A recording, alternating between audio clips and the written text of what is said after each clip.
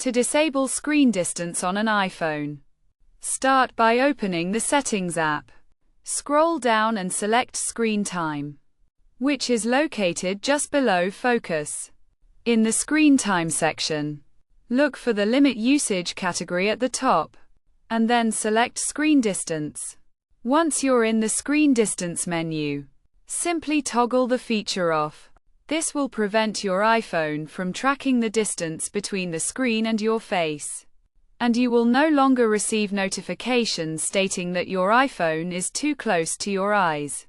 Disabling screen distance is a straightforward process that can be completed in a few steps, and it will help you avoid annoying notifications.